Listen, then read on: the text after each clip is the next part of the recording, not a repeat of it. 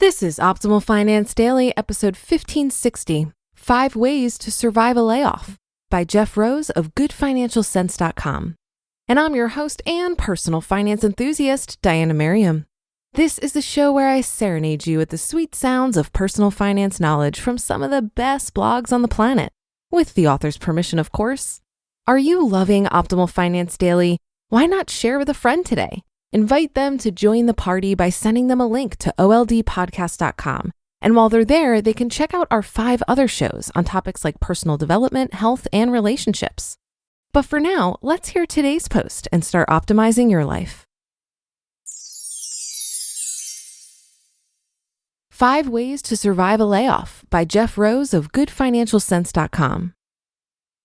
As unemployment numbers continue to rise, many employees are stressed about whether they'll have a job next week or not. Some have already lost their jobs and are scrambling to find new employment. In this time, financial planning is crucial. This is a time when people are desperately in need of guidance. If you think you're about to encounter a layoff, you need to be focusing your attention on what can be controlled. Cutting expenditures, figuring out emergency funds, evaluating how to replace lost benefits, and making a game plan for the job search. Number 1, save emergency cash. For those that are still employed but the future of their job is uncertain, I would encourage them to have at least 12 months of savings in cash. Unfortunately, many will not have enough.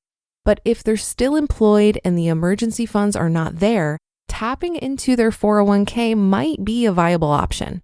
I know what you're thinking. Tapping into your 401k usually goes against all that I stand for.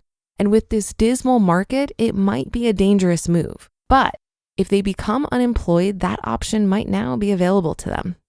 Typically, if you're still employed, you're allowed to borrow up to half of your 401k balance up to a maximum of $50,000. Running these numbers, you can guesstimate the period of how long you think it'll take you to find a new job and then how much you would need to borrow to get you by until the new job is found. If you borrow from your 401k while you're still employed, then you avoid the 10% withdrawal penalty. Sure, there's some speculation in this move, but if you're in a high demand field, you may be able to use this move to your advantage. Warning, if you do this, be sure to double check with your employer when you are due to pay it back. It tends to vary by employer, but it could be due back immediately, within 60 days or some period greater. Number 2, don't pay off debt. Another common misconception after being laid off is that most people want to take their savings or take their retirement savings and pay off debt, such as credit cards or even the 401k debt. But in this type of market, paying off debt should not be the priority, especially if you're unemployed. The priority is to keep your savings intact and make sure that you have plenty of cash on hand. Sure, credit card debt is bad, but just focus on making the minimum payment until you get your job situation in check. Number 3, focus on crisis budgeting. If you're used to shopping every weekend or eating out every other night at fancy restaurants, then most likely those changes are just around the corner. You need to sit down and seriously hammer out a budget of things that you need and things that you don't need. You may even consider working out 2 budgets, one for while you're working and one for while you're not working. So that way you can truly see how much you're spending per month. And then you can contemplate whether you can go on a cheaper cell phone plan or cut your cable bill services. Sometimes adding that extra payment per month might not seem like a big deal, but $50 here and $50 there will surely add up, especially on a limited budget. Also, too, knowing which expenses you absolutely must cover will help you realistically search for your future job. Number 4, replace lost benefits. In the aftermath of a job loss, people should take stock of what benefits have been lost, which ones you're entitled to by law, which ones may be portable, how to continue healthcare coverage, especially if there are dependents. Typically, employees are eligible to keep the same coverage through COBRA for at least 18 months.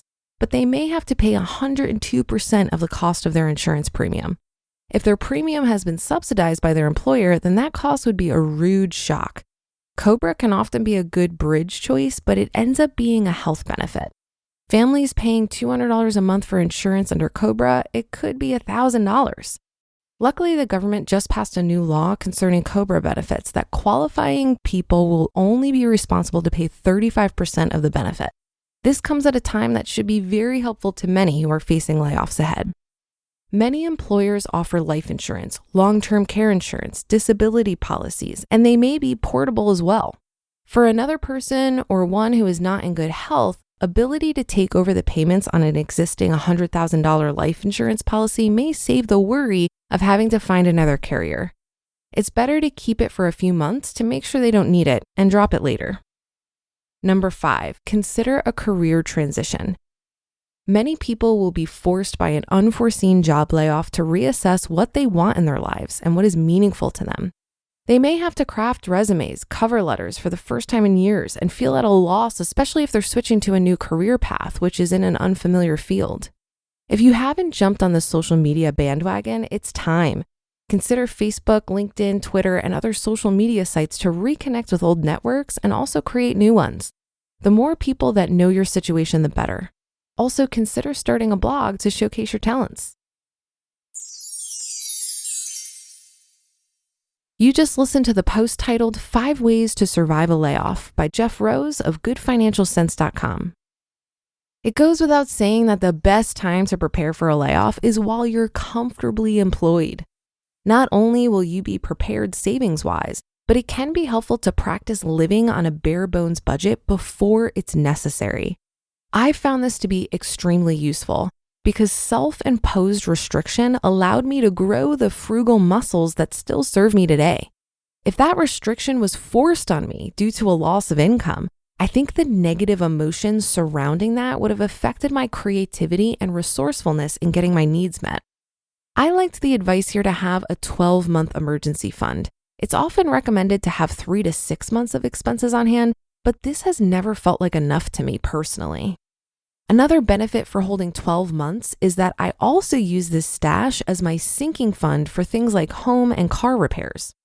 But I was surprised to see the advice on borrowing from your 401k in this article. I've just had it drilled into my head that this is a really bad idea. Obviously, if you're backed into a corner with no other options, it is what it is. But I would be inclined to exhaust every other option before doing this. I think probably the biggest reason this isn't a great option if you're going to lose your job soon is that job loss typically triggers a requirement to pay back the loan faster, usually by the due date of your next tax return. And if you default, it's considered a withdrawal, so now you have to pay taxes and penalties on that money. This to me is the nuclear option if I was absolutely desperate. However, Jeff makes a great point about paying off debt here. A loss of income warrants putting debt payoff on pause, and the goal switches to not getting into more debt and controlling the burn rate on your savings. And that should do it for another edition of Optimal Finance Daily. I'll be back tomorrow as usual, so I'll see you there on the Friday show, where your optimal life awaits.